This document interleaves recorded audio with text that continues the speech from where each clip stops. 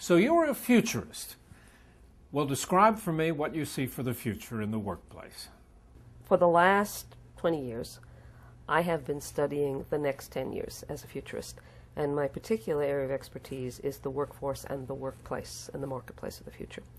So in 1990, I was telling my clients what was going to happen in 2000 around the workforce and the workplace of the future. And the interesting part of that is that all of those things happened, which built the credibility for my now talking about 2014.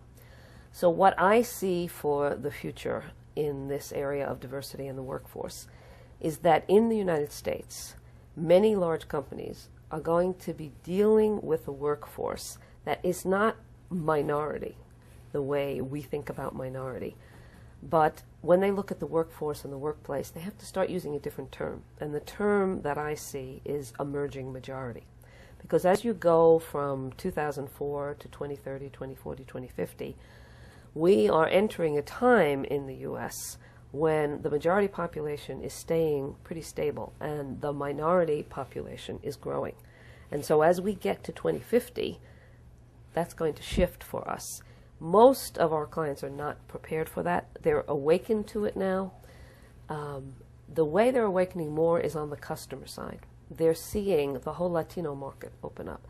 They're seeing the crossover in the youth market between African Americans, Latinos, Asian youth. And they're beginning to say, if we don't understand this multicultural marketplace, we're not going to succeed in the future. And so we explain to them how you do that. But we also see the future in terms of a workforce that's very different demographically in terms of the emerging majority, but also very different in Generation X and Generation Y coming into the majority positions and how differently they look at work, how differently they look at work-life flexibility, how differently they look at managers. They stay on a job only 2.8 years. The baby boomers stayed on a job 8.9.